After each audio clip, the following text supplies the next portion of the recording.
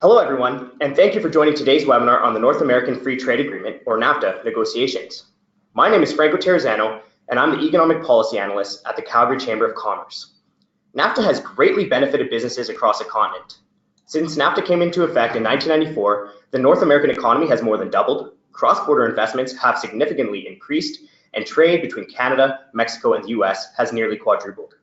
Alberta businesses have especially benefited, sending 88% of exports to either the United States or Mexico in 2015. Due to the significance of this trade deal, Canada's current struggles with market access, and the large uncertainty over the future of negotiations, we are especially excited to have two renowned experts in the area of Canadian trade policy, Rachel Curran and Carlo Dade, leading the presentation today. Rachel Curran is currently a senior associate with Harper & Associates Consulting. Rachel is a commercial litigation lawyer by trade who has worked as a senior political operative at both the provincial and federal levels. Rachel was previously the Director of Policy to the former Prime Minister, Stephen Harper, and was closely engaged in all matters involving the federal government, including trade negotiations. Carlo Dade is the Director of the Trade and Investment Centre at the Canada West Foundation, developing and leading research to promote the growth and profitability in Western Canada's export economy. Carlo has a long history in international public policy, most recently as Senior Fellow in the University of Ottawa's School of International Development and Senior Associate at the Centre for Strategic and International Studies in Washington, D.C.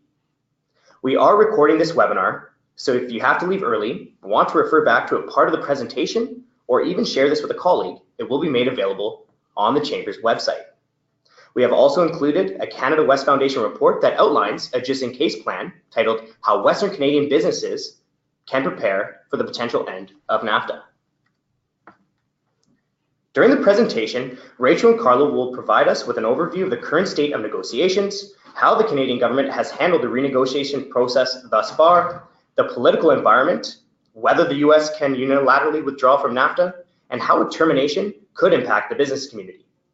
The presentation will wrap up with both speakers sharing their concluding thoughts and key takeaways. The formal part of the presentation is about 45 minutes to leave some time for questions. Please feel free to ask questions at any time by typing into the question box on the right-hand side of the webinar. Both Carlo and Rachel are happy to take questions as we go, but if the question is irrelevant to the topic at hand or is about to be covered in a later portion, they may hold on to that question to the end or to the relevant section. All that we ask is that you keep your questions short and simple. Now, without further ado, I'm going to hand it over to Rachel, who will begin discussing the current state of the NAFTA negotiations. Great, thanks Franco, and thank you for that very generous introduction. So let me jump right into this. How did we get here? Look, Canadians concluded long ago that free trade, particularly with the United States through NAFTA, was a good thing. American views have been evolving very differently. Even as far back as 2006, the American administration claimed that NAFTA in its current form would never pass Congress. Former President Obama also campaigned against it as a bad deal for the US. And of course, President Trump made it the cornerstone of his election campaign as well. So remember that the biggest advantage for the Americans at the time that NAFTA was negotiated was energy access. And that has ceased to be anywhere near as important as it once was for the US. Recent US messaging on NAFTA has been pretty blunt. Secretary of Commerce Wilbur Ross recently said, and I quote, NAFTA is a bad deal that the US will not support in its current form. So the Americans are not looking for some kind of technical update to NAFTA. They want a whole new deal, and that has been the American message all along. So that's how we got here. Where are we now? In short, it's crunch time for Canada now. The US has set a new deadline of May 31st, later this month, for a NAFTA deal. As many of you listening will know, the moratorium on steel and aluminum tariffs as applied to Canada and Mexico was extended to June the 1st, pending the outcome of NAFTA negotiations. So President Trump has said Canada and Mexico will be exempted permanently from tariffs on steel and aluminum exports if an agreement on NAFTA is reached. It's unclear, though, what he means by agreement, and we'll talk about this a bit more later. That may be short of a full trade deal. So there is a clear threat and a sword hanging there attached to that May 31st date, which is coming up very soon. On steel and aluminum exports, let's talk about that briefly. President Trump wants both Canada and Mexico to agree to quotas that would limit exports to the US. However, adding steel and aluminum tariffs to the already overcrowded and complex NAFTA agenda is not going to be easy. The White House is insisting that these things are linked. We are saying otherwise. So this May 31st deadline is not random. The US wants a deal before the Mexican election campaign starts in earnest. The election date, of course, is July 1st, and to allow time to get any deal through Congress before US midterm elections in early November. We'll talk a little bit more about that later, but suffice to say there is almost no wiggle room now for any further delay in negotiations. And that means that the teams, the trade negotiating teams are negotiating essentially continuously now. They're trying to take, teams from all three countries are trying to take all non-controversial issues off the table as quickly as possible. The Minister of Foreign Affairs, Chrystia Freeland, who has the lead on this file, is now down in Washington, D.C. for an indefinite period of time leading up to the end of the month. So this is it. This is really crunch time for us. The recent push has been to resolve the issue of rules of origin on autos and auto parts. And we can get into some of this in detail, but in short, the US is demanding increased North American content in the automobile manufacturing industry and a new country-specific allocation. And this gets really detailed. So they're asking, for instance, to increase North American content from 62% to 75%, engines and batteries to 75% manufactured in North America, seats 75%, seatbelts 65%. So that's just a quick illustration of how detailed it gets when we start talking about rules of origin for autos and auto parts. The discussion right now is focusing on the phase-in period for these new rules, so increased North American and American content in autos. Right now, the US wants the phase-in to be over 2 years, no doubt, so that progress can be demonstrated before the next presidential election. Canada wants to see it stretched out over 5 to 7 years, and Mexico wants to see new rules phased in over 10 years in order to continue to take advantage of the present rules.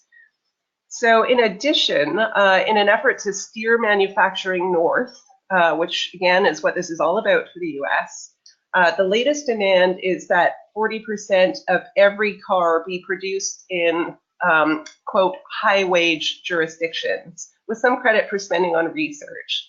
So the real dispute on that looks like it's between the US and Mexico, since Canada's a high-wage jurisdiction already, and we already have high North American and US content in the cars that we make and manufacture. So really, any potential agreement here is going to hinge on the ability of Mexico and the US to bridge that key gap. Now this proposal to manufacture a certain percentage in high-wage jurisdictions, Mexico has said that this is a no-go for them, and their ambassador has been very clear publicly about that. However, Mexico is going to deliver a counteroffer, and we'll see if some resolution can be reached. The great unknown is what happens next. If the US and Mexico can make peace on the auto file, and all three countries can come to some kind of resolution on that issue, is the US going to stick to its hardline position on the other major outstanding issues in NAFTA negotiations, or is it going to rush through the rest of everything else in order to wrap this up? So let's touch briefly on what some of those other major outstanding issues are. Dispute resolution, intellectual property, procurement, supply management, sunset clause, Canada's relatively low level for duty-free imports. So the US wants to eliminate the Chapter 19 dispute resolution clause. It's seeking a 5-year sunset clause on any new NAFTA deal, which means the agreement would have to be renewed, formally renewed, every 5 years. The US wants to limit government procurement to a dollar-for-dollar basis for Canada and Mexico combined. And most recently, of course, it announced it was seeking the abolition of supply management. The US has also made it clear that NAFTA partners are going to face greater trade enforcement, quotes, away from the table. We have therefore, of course, seen American moves against softwood lumber and Bombardier, for example. Now, there is no evidence in negotiations of any real progress on any of these other major issues, apart from auto and auto parts. Canada has said publicly that some of these are red lines for us. The parties are still very far apart on these really contentious issues. And truthfully, it's difficult to see how they'll be resolved in the next 2 weeks leading up to this May 31st deadline. According to some sources, of the 30 chapters that could be part of a final agreement, 6 are settled and another 6 are perhaps close to being concluded, but the rest are simply underway. So I think probably the most we can hope for, if the political will is there, it would be possible to announce some kind of deal in principle that focuses on autos and auto parts with details to be determined. But that's not a finalized full NAFTA trade deal by any means. It's far from the kind of trade deal that could be ratified by both countries.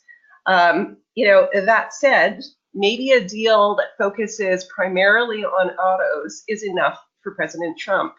Rona Ambrose, who is on the Prime Minister's NAFTA Advisory Council, has said that the level of agreement on autos, quote, bodes well for negotiations, since autos have always been the sweet spot to get to Trump. What she means by that is, and her reasoning is that with a good deal on autos and auto parts, the president can claim that he will build more cars, more car parts in North America and in the US. And that's a great message for his voters about more jobs.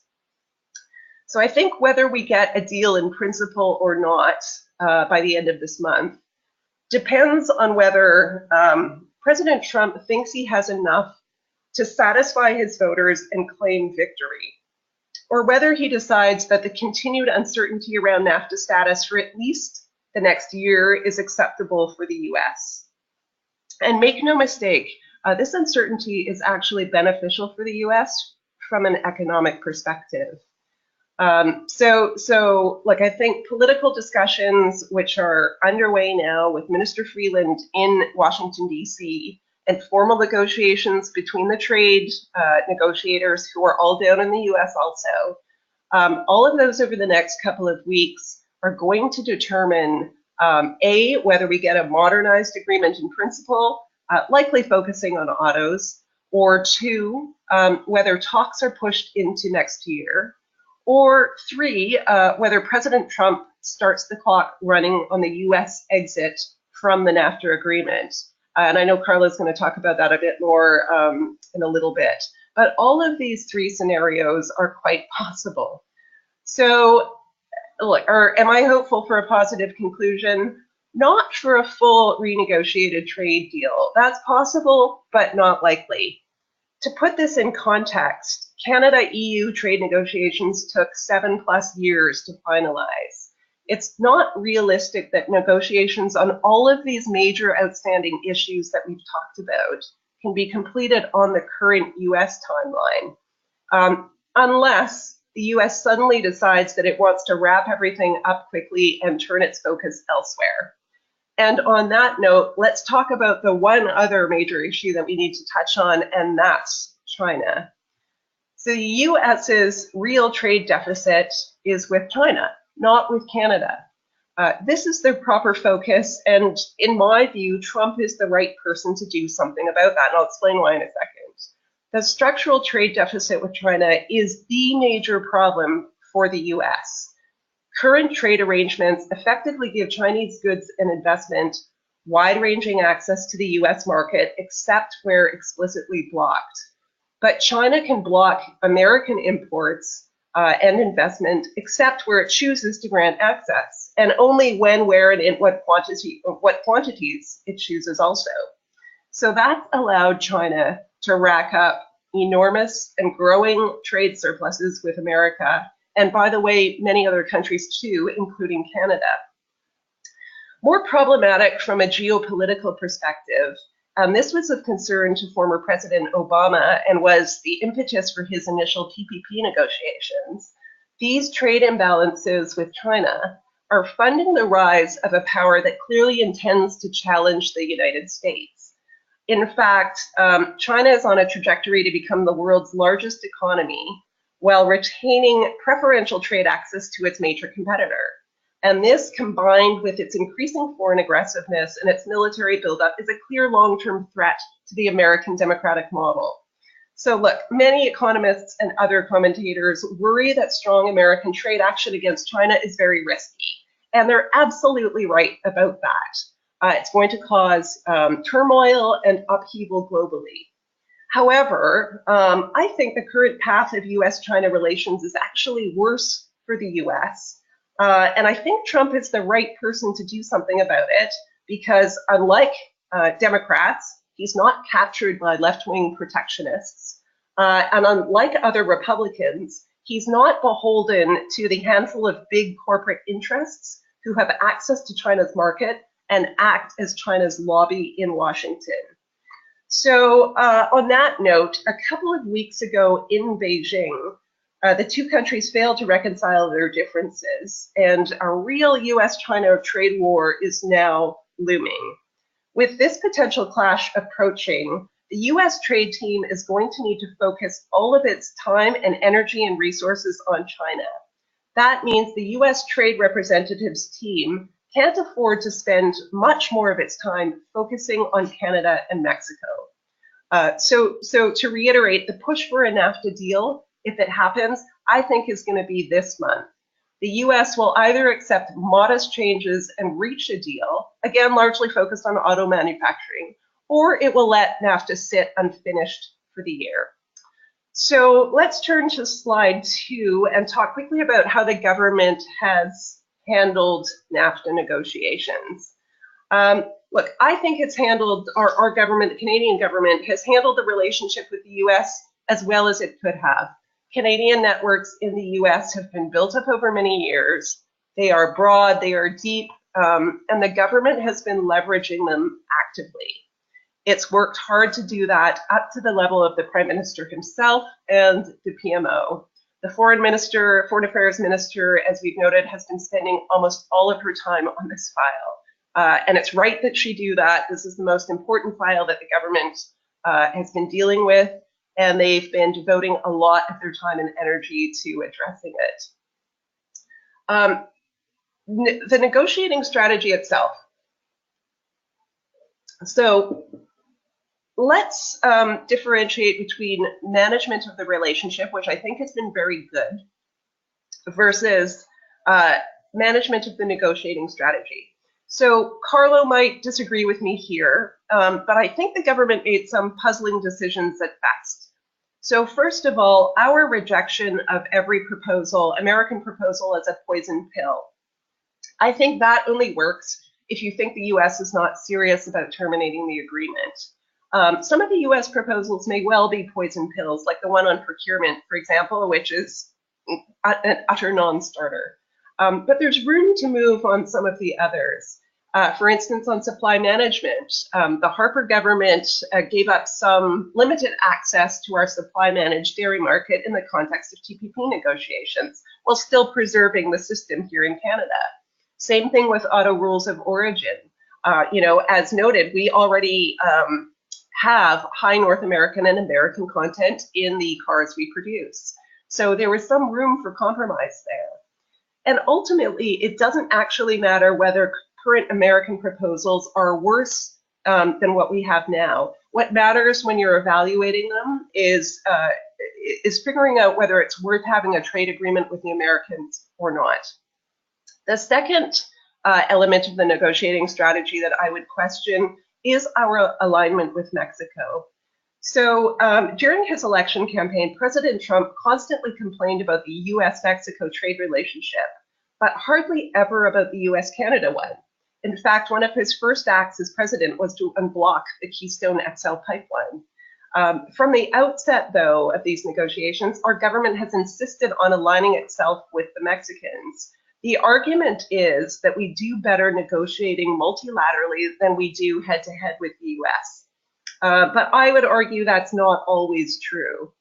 In this case, on certain critical items, whether that's persistent trade deficits, national automotive production, border security, and immigration issues, Canada's interests are undeniably closer to those of the Americans. So it's unclear to me why we have stuck so closely to Mexico.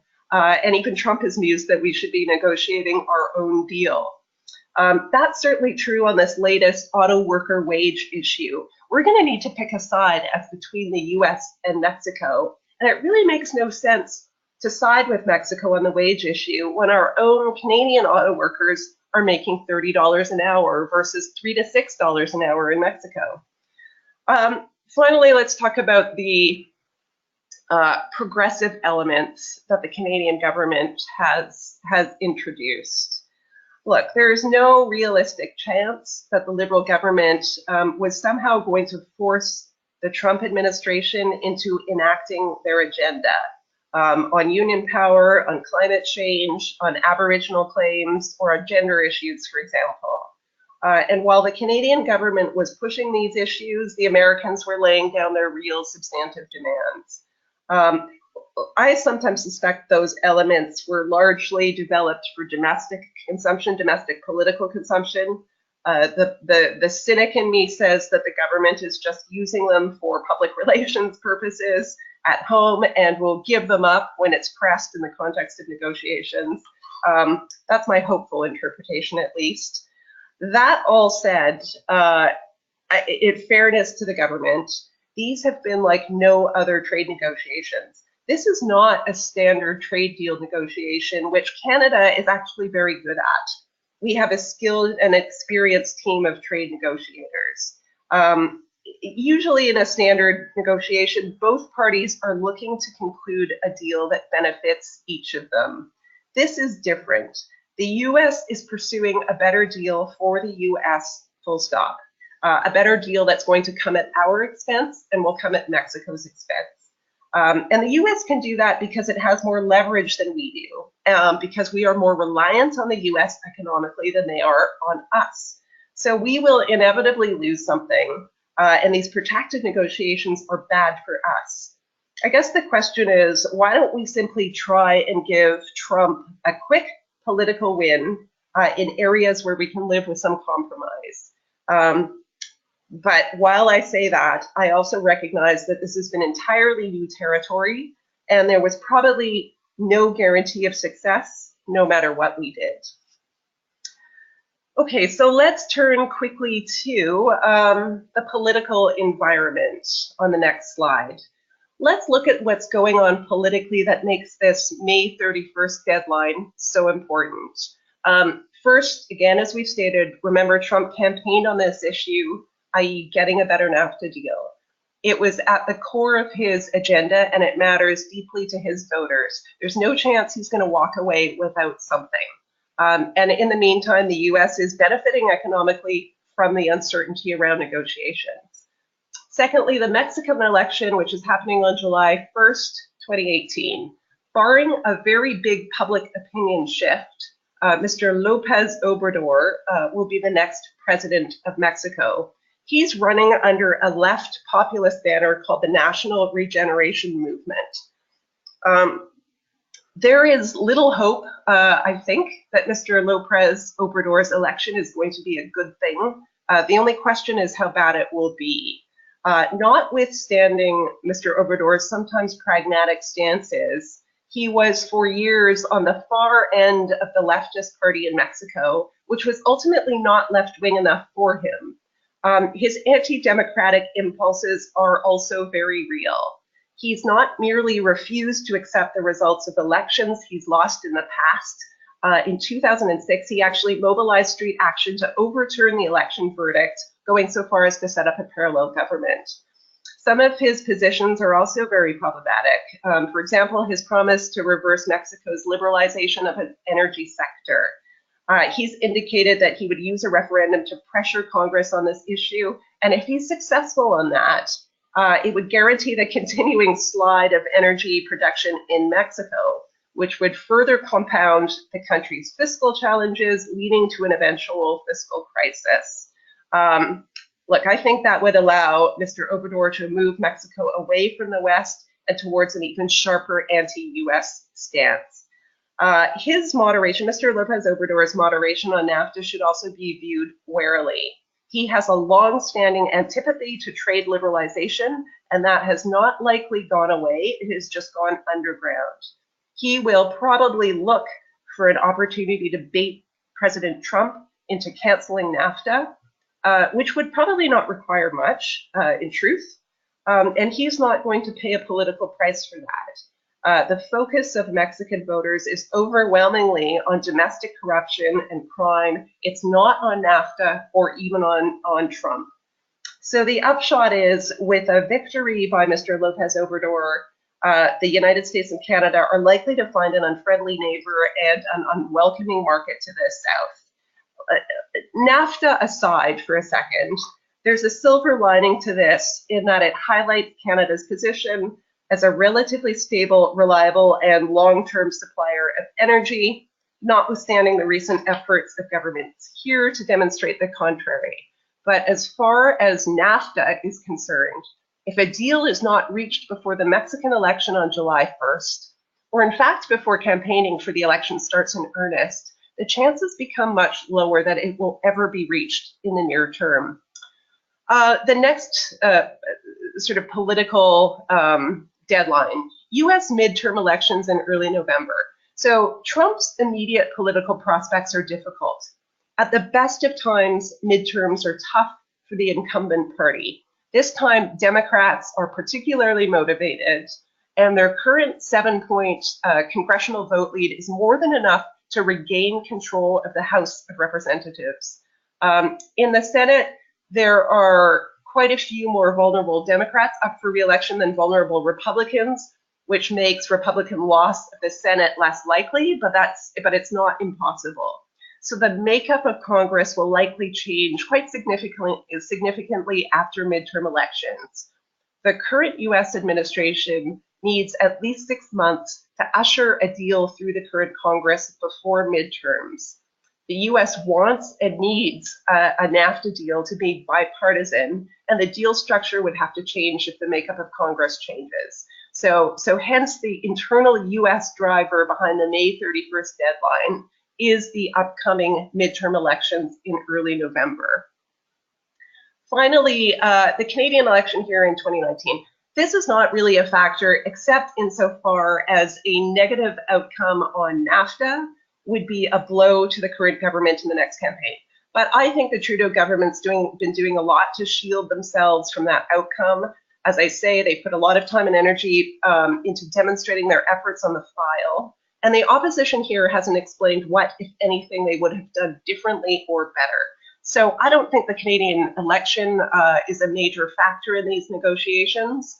But the other two items, the upcoming Mexican election and the US midterm elections, are critical factors. So Carlo, let's turn it over to you now to talk about scenarios around NAFTA termination.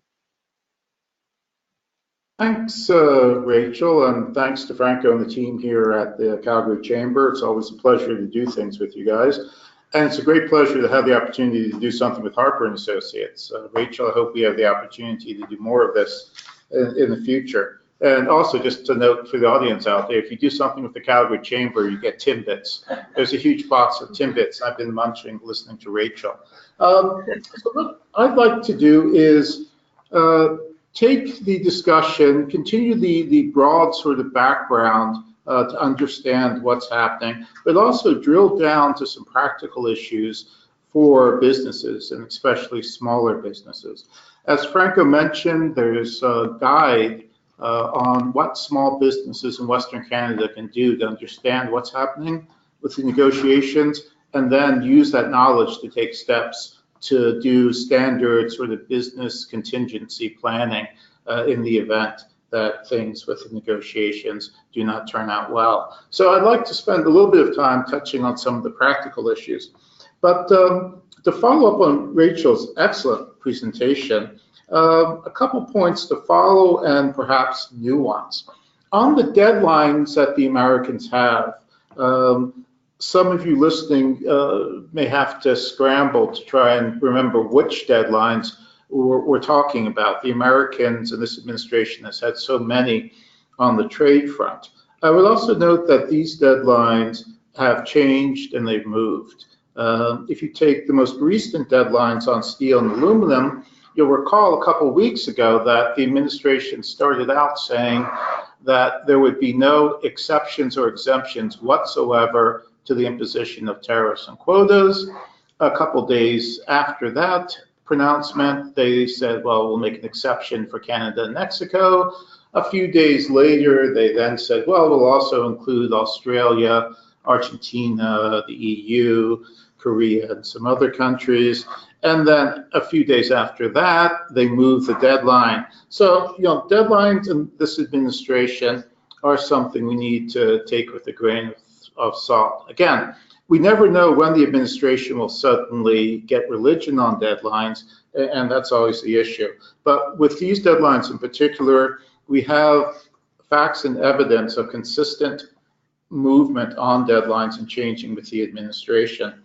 On the issues that remain with the agreement, I would also note Rachel did a great job of covering autos, government procurement, supply management, which bizarrely, when you look at the severity and the critical impact of the other issues, is still on our list. But there are a couple other issues on the list that are really rising up to pose significant challenges for us in Canada and perhaps for several of the businesses that are listening. One is the Americans are pushing for something that sounds fairly obscure, but they're pushing to allow seasonal agricultural fruit growers in the southeast to bring charges or to bring actions for trade actions for relief with the U.S. system for companies and sectors bringing actions when they think imports are harming the sector. The interesting point and the worrying point here, and why this is, again, a poison pill for Canada and Mexico, is this would be a substantial and severe change to U.S. trade remedy law. Seasonal agricultural producers want to remove two restrictions. One, that an industry bringing trade remedy measures must account for over 50%, I think it's 60% of the sector. So there has to be a widespread impact. They also want to remove the requirement that those bringing the trade remedy cases have 3 years worth of data. They want to be able to move cases based on 1 season's worth of data. An exemption here for the seasonal agricultural fruit growers could portend, and I think most businesses listening can see where this train wreck is headed. It has the potential to severely change U.S. trade remedy law and subject us in Mexico to an onslaught of new actions. The other issue that suddenly reared its head again and is emerging as a major point of contention is intellectual property. Just this week, the trade associations tied to intellectual property, Silicon Valley, Pharma, others, are in Washington, D.C., stating point blank that unless the IP provisions in NAFTA are stronger, again, stronger than what was negotiated in the Trans-Pacific Partnership, or the TPP, the agreement will not make it through Congress. So, of course, this is some positioning and, the typical lobbying verbiage you would get as interest in sectors move to push Congress on the agreement. But it is indeed noteworthy that that has come up as an issue.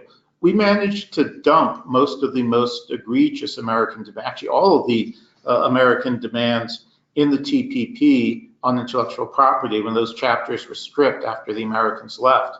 So we're seeing the Americans backdoor those provisions into the NAFTA agreement, and indeed, they're doing so with a vengeance. So if you're a company that has particular issues that impact on intellectual property, you may want to start paying attention to this and look into this a bit more, because it's shaping up to be potentially a major issue.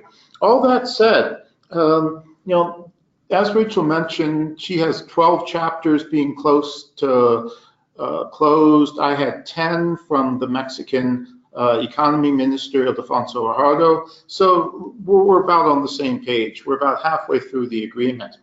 But the issues that remain, autos, government procurement, seasonal agricultural fruit, intellectual property, supply management, investor-state dispute, and the sunset clause are things that can't be negotiated quickly or easily. So terminating the negotiations or concluding the negotiations in the near future seems to be highly improbable, if not impossible, given the number of issues and the critical nature of each of these issues. We've gotten 12 issues done. Well, of course, you get the easiest issues done first, and then you leave the harder issues for the end, and we're at the harder issues, and harder really doesn't begin to do justice to describing the distance on some of these issues, especially things like the sunset clause, which, as Rachel mentioned, would have us back at this table, banging our heads on the table every 5 years, and that simply is a non-starter. So with that, the negotiations aren't going to be concluded quickly, but there is probably enough progress for a statement by the three parties of an agreement in principle, where there's been enough progress. We're halfway through the agreement. We're making progress on the more difficult issues like autos. So there's enough here that we can say we're confident that we'll be able to finish the negotiations eventually, and to get the negotiations off the table as a talking point during the Mexican congressional elections and the US midterm elections. So I think that's what we're seeing in the near term. And just a side note, we did a lot of work at Canada West looking at how the NAFTA agreement would wend its way through Congress. There's something in the States called Trade Promotion Authority. In essence, and this gets into my next remarks about the withdrawal, trade in the US is a congressional responsibility. Despite all the time and effort we in the media spend looking at the administration, which does the actual negotiation, the responsibility for trade, in every sense of the word of responsibility, rests with Congress. Article 1, Section 8 of the US Constitution, the Commerce Clause. Congress shall have the power to regulate trade between the states and foreign nations, and between the United States and the Indian nations. That's pretty much close to the exact language. So the Trade Promotion Authority is Congress ceding that responsibility for management to the administration to allow the administration to negotiate. Congress can't negotiate with foreign powers, only the president can, but Congress has the power to regulate trade. So to square the circle, you have the Trade Promotion Authority. Bottom line, without going too deep into this, there are hard legislated deadlines and time periods within the Trade Promotion Authority. We saw this early on with the NAFTA negotiations when the US administration didn't bother to read the legislation and tried to give notice of intent to renegotiate to Congress and the Senate, only to be told to go back and read the legislation. And this process actually went on 3 times until Secretary Ross and Robert Lighthizer actually read the legislation and came back and presented things correctly to the Senate Finance Committee and the House Committee that's responsible. But the issue here is because of the changes in what's being asked in this renegotiation, the president has to give 180 days notice to Congress before signing the agreement. So 180 days after negotiations conclude, the president can then sign. So you've got 6 months in whenever negotiations end before the president can sign. Then you have, I think, 45 days for a review by the ITC, 60 days review for something else. Congress gets 60 or 90 days to debate this. So the TPA timeline, and this is available on the Canada West website, gives you an idea of just how long it's going to be before this process will be over after negotiations are concluded. So there's quite a bit there. I would just also note that, the government has, as Rachel said, done a good job with negotiations. A key element, and for businesses here in Calgary that are listening, a key element has been the role that the provincial governments have been playing in working with their U.S. counterparts, the governors. There was a meeting, I think, just this week of North American governors, gobernadores from Mexico, and premiers down in Scottsdale. And again, of course, NAFTA is a major issue on this. Premier Notley is actually leading the Canadian delegation of premiers. So at the provincial level, if you're worried about these issues, it's not just Ottawa. There's a lot happening at the provincial level that's really building support for the negotiations. And indeed, a lot of the work we've been doing here with our relations in the States has been to repair the cuts that were made to the enhanced U.S. representation initiative, and the real hit we took in our ability to interact with the U.S. and advance and defend Canadian interests. So the good news is that capacity has been back and it's available for businesses. If you have interest or you have particular concerns, you can look not just at Ottawa, but you can also look at the provincial governments. Brad Wall, I would argue, has probably single-handedly done more for our relationship in the U.S. Than anyone else up here in Canada, with his influence and his reach, not just in Washington, but among key state governors, where he has very, very good relations with all the time he spent there. So on to the slide. The key point here is, as Rachel mentioned, it's still possible that the U.S. will withdraw. With Trump, I've always said it's 50-50. We do not know if he will or if he won't, and he stated as much publicly. There are also reports that the withdrawal papers for the NAFTA agreement and the U.S.-Korea trade agreement are drafted and sitting in Trump's desk. So those are, it really is a live issue for the Americans to withdraw. The question around withdrawal, though, is can the U.S. president actually withdraw from the NAFTA agreement or from any trade agreement? As I mentioned, trade is constitutionally and clearly and unequivocally congressional responsibility. But Congress has ceded power to the president to negotiate and to withdraw from agreements. The ability of the president to negotiate is not a constitutional question, but the ability for him to withdraw is a live question. Can he undo things that Congress has done in terms of passing laws, tariffs, and other things? And so if the U.S. does withdraw, if the president does withdraw, expect to see chaos and confusion in Washington, including, I would expect, constitutional or Supreme Court challenges. I'd also note that when the president threatened to withdraw from the U.S.-Korea agreement, you had members of Congress attaching riders to bills to prevent the administration from using any money to carry out withdrawal activities from the Korea-U.S. agreement. So you can expect similar things. If you can imagine if that was Korea, you can imagine what the response will be on NAFTA, especially from U.S. agricultural interests, which are scared to death of the end of NAFTA. We don't get a lot of press up here on this. We get the auto workers and the Rust Belt, but the agricultural sector is even more concerned about NAFTA, and their concern is not ending it, but keeping it. So I would note that with the withdrawal, you can expect, we're stuck here. So with the withdrawal, you can expect massive confusion in the U.S. I would also note for businesses, and this gets into the more practical elements, if NAFTA does end, it's important to note that not everything we use, and I would argue some of the things that are most critical for businesses engaging with the states will not be impacted. The Nexus program is not part of NAFTA. The FAST program to move goods through the border is not part of NAFTA. The Regulatory Cooperation Council, which is the largest advantage we have in against other countries in terms of our trade with the US, that our rules and standards are harmonized.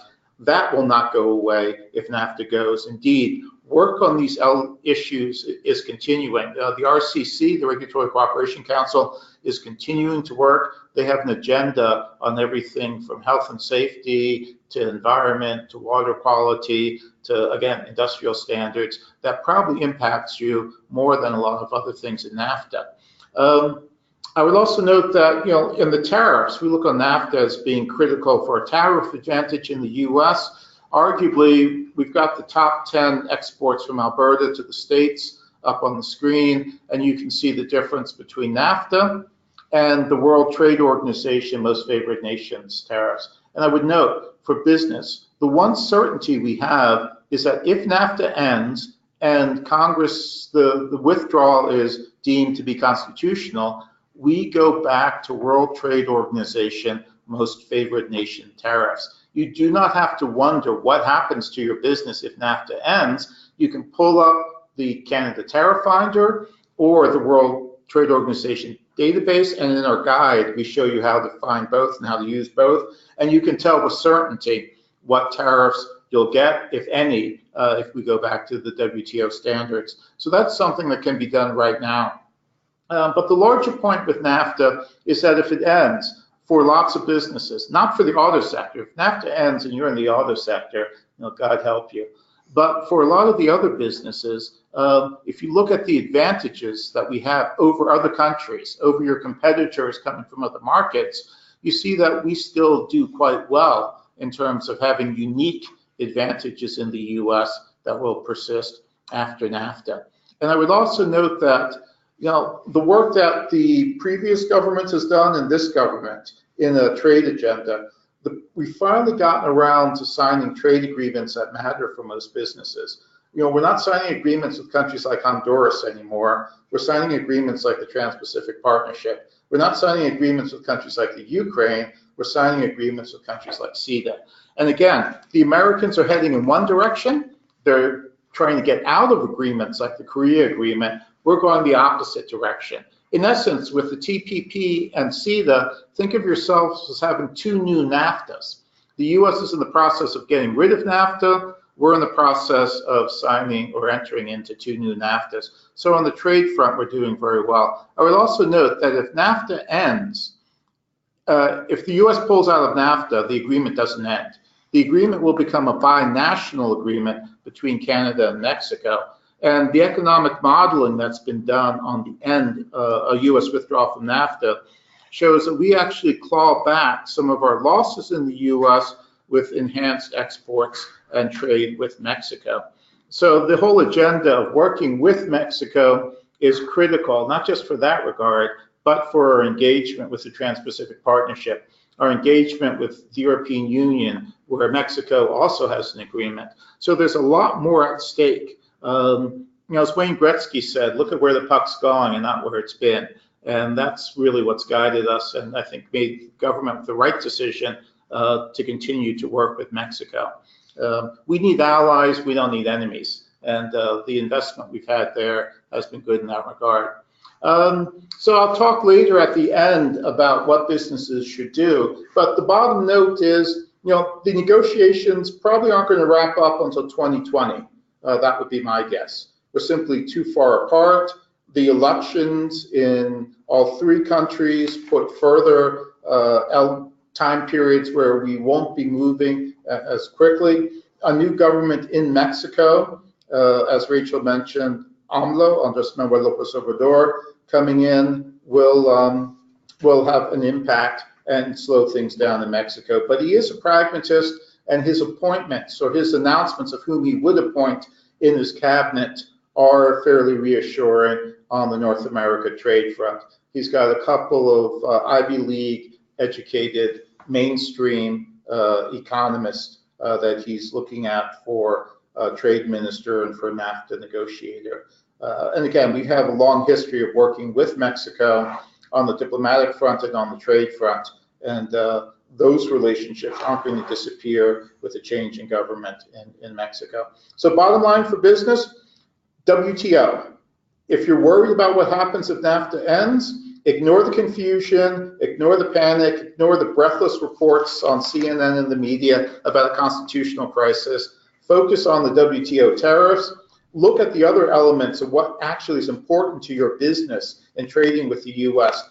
Is it regulatory cooperation? Is it things that the government in Edmonton can do, working with local jurisdictions with whom you trade in the US? So there's a number of hopeful stuff on that front. And internationally, if you've ever thought about going abroad, now's the time. We've got agreements. In Europe, the Americans aren't there to compete against us. Around the Pacific, the Americans aren't there to compete against us. We've got some real opportunities with these two new NAFTAs. And so, now is the time. It's going to take the Americans years, if not a decade, to climb out of the current mess that they're in on the trade front.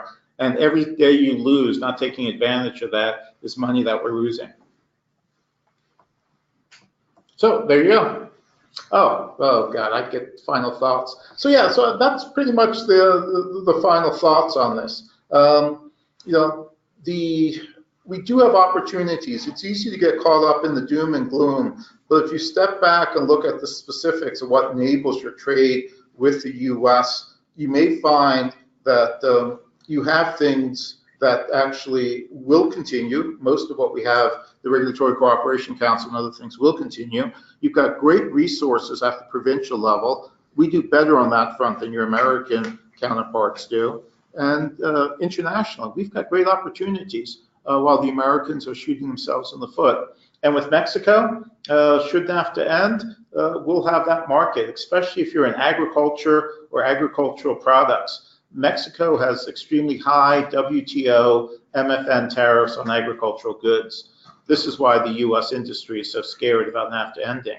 But if you're in that business, NAFTA does end, you will have some opportunities there, especially as the Americans may get priced out of the market. So I'll turn it over to Rachel with that for her concluding thoughts, and then I guess we're taking questions after Rachel. Thanks, Carlo. I'll keep this really quick so we have time for questions. Look, I agree with you that deadlines keep moving on these NAFTA negotiations, but I think we're at crunch time now. I really do. I think the coming days are going to reveal whether a deal is possible this year and how extensive it will be. I'm hopeful for something, simply because I think this is the best hope for some kind of victory for Trump before the Mexican election. And I also think he needs to turn his time and energy towards China and focus, spend a bit less time focusing on Canada and Mexico. So I'm hopeful there. I agree with Carlo entirely. Businesses are best advised to protect themselves as much as possible by diversifying into other markets.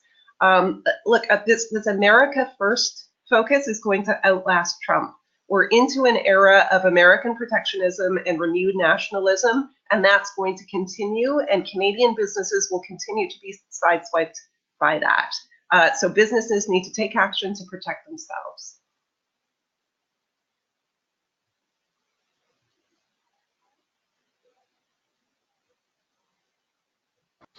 Great. Thank you so much, Rachel and Carlo. That was a fantastic discussion. We have had some great questions trickle in throughout the webinar, and we see that they're continuing to trickle in. So let's get right to it. Carlo, I'll turn to you for the first question. It's NAFTA has benefited businesses across the continent. We tend to hear about all the contentious issues that are going on in the agreement, but the agreement is 20 years old. And where can some improvements be made to the original agreement? Sure. So big things and small things. Obviously, as you mentioned, when the agreement was first signed, I think anyone who had internet had dial-up, 1 kilobyte a second dial-up. Since then, we've seen the explosion of e-commerce, the internet as a tool. And so those things are completely out of NAFTA. When you would hear Secretary Ross or others talk about updating the agreement, everyone agrees it needs to reflect modern business. And indeed, this is largely what the Trans-Pacific Partnership was, including things like this. But look, we haven't heard much about energy from the negotiations, and we haven't heard much about agriculture, except of course for supply management and seasonal agricultural fruit. That's a good sign. Progress has been made on these issues. So if we could walk away from the agreement with just updating parts of it, a lot of what we have that's of concern to Western Canada, energy, agriculture, we've done quite well. Very specific example, grain grading. So this is something that will resonate maybe more outside of Calgary or with Viterra. But the Americans have always been upset that whenever their grain comes here, we automatically classify it as feed, as opposed to giving it a better classification. That's something that can be addressed in these negotiations. That's not contentious. We agree that it should be updated. The Americans do. So there are a host of issues like those, and the fact that we've gotten through 10 or 12 chapters is an indication that we found 10 or 12 chapters worth of things to upgrade and fix. Okay, that's great. Rachel, I think we have a great question for you, especially as you're talking about the America First policy is here to stay. So the question is that, is an America First policy likely to achieve the desired results, that is, economic growth for the US, a return of manufacturing jobs, or is this approach likely to hurt the American economy over the longer term? Yeah, more broadly, it's not good for the economy. But look, that's not why this was an issue for Trump during his election. It's not why he's pursuing this. Sure, more broadly for the American economy, free trade is a great thing. It's not always a great thing for specific sectors and specific communities.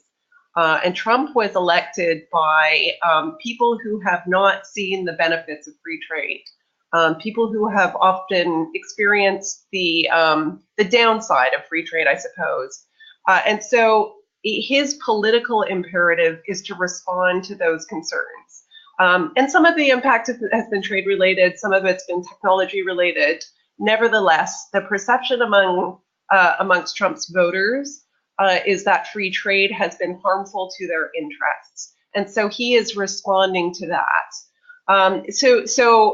Look, he's pursuing this for political reasons, and he's going to get what he can call a better deal for the US. And he's going to do that because he campaigned on it and his voters are demanding it. On the issue with China, the US actually has a trade problem with China. They have a real trade deficit with China that needs to be fixed. So that is a substantive problem, much more so than the trade problem with Canada or Mexico that needs to be addressed. So the US should address it. They should turn their focus to that. They should fix it. So a focus on America first vis-a-vis China is actually a good and important thing. Vis-a-vis Canada and Mexico, it's almost entirely a political thing, but Trump is going to need something that he can hold up to his voters and claim victory. The interesting thing with Trump and his voters is a large swath of people who elected him, Oklahoma, Kansas, Nebraska, Montana, rural agricultural communities that depend on agricultural trade have benefited, not just from NAFTA, but they stood to benefit enormously from the Trans-Pacific Partnership, yet they voted for Trump. When the TPP was withdrawn, they got nervous. Now that NAFTA is threatened, they've gone from being nervous to being petrified. So we have this really odd situation in the States where folks who voted for Trump and still support him, on the other hand, are scared to death about the impact on trade policy. So you have the Rust Belt folks who are, damn the torpedoes, full speed ahead, and the agricultural folks who are saying, whoa, hold on a second. We didn't realize, we didn't really think this through all the way in our backing Trump. And so reconciling of those two constituencies within the Trump base, that I think is going to be most interesting as we go ahead. On the trade deficits, this is something we've been arguing time and time again out here at the Canada West Foundation. If the Americans want to cut their trade in goods deficit, now the Americans have a trade surplus with us in services. Let's note that first. We'd be happy to talk with them on Wall Street or in Silicon Valley to host a meeting about cutting the surplus on trade and services. But in trade and goods, a large portion of that is oil coming here from Canada. So the Americans are running a trade deficit and buying oil from Canada.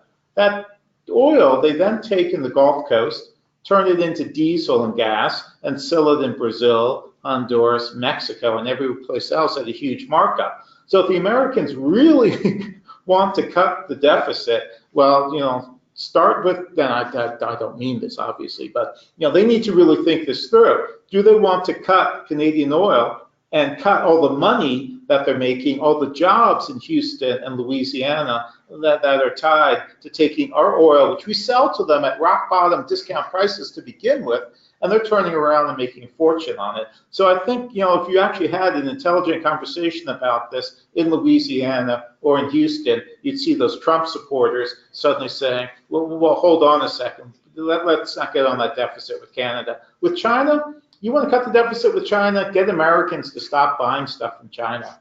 Trade deficits occur because of decisions that individual consumers and businesses make every day. Do some things with currency and other things, but at the end of the day, if you're really that upset with China, stop buying stuff from them. Sorry, but yeah, it's kind of infuriating, the element of politics into the private sector and into the operation of the market here.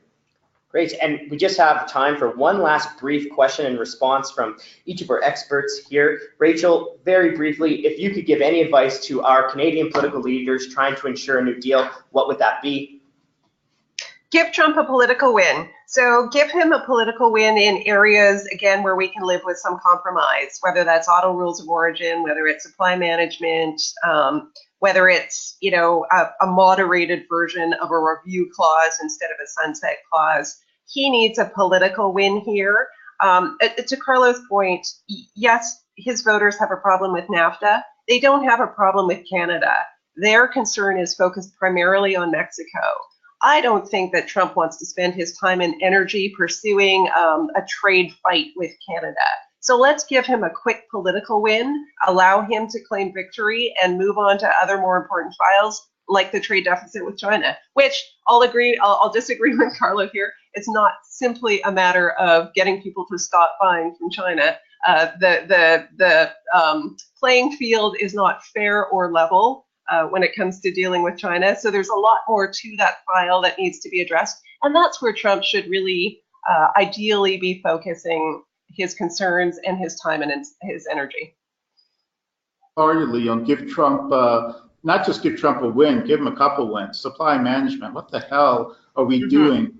Having a handful of farmers as a national interest at the same level as intellectual property, government procurement, investor state, and the sunset clause. I mean, you look at this, it just blows your mind that it's still there. So I would say yes, we need to give him a couple wins on that front, and that's something that the government has to look to do and communicate to Canadians that we're doing this. I would urge, though, that with Mexico, the changes that are coming to Mexico and the ability to exploit that market in the future.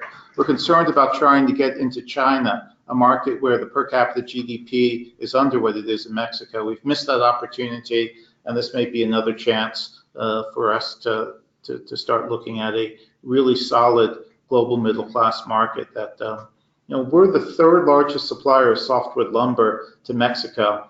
The Americans are first, Chile's number 2. How the hell did we let Chile beat us out in a market where the Americans are making a mint? So that's another opportunity I urge us not to forget. And the government needs to keep its eyes on both prizes in this negotiation. Great, thank you. I believe we have addressed all questions from the audience, and we do want to end on time so everyone can get back to work. As I mentioned at the beginning of the presentation, this webinar has been recorded and will be available at calgarychamber.com. Also on our webinar resource page, we do have the just in case plan that Carlo has discussed. So some of the steps that a small business can take just in case NAFTA is terminated. Now, the Chamber is here to advocate on your business's behalf, and this webinar is just one tool to ensure that you are aware of all the developments occurring at each level of government and how it will impact your business. The Chamber is and will continue to advocate for a modernized NAFTA that continues to open North American borders for the free movement of goods, services, and people. Thanks again to Rachel and Carlo. We are so grateful for your time and your expertise, and thank you to our audience. We hope you enjoyed the webinar, you learned some facts, and we hope you enjoy the rest of your day. Thank you.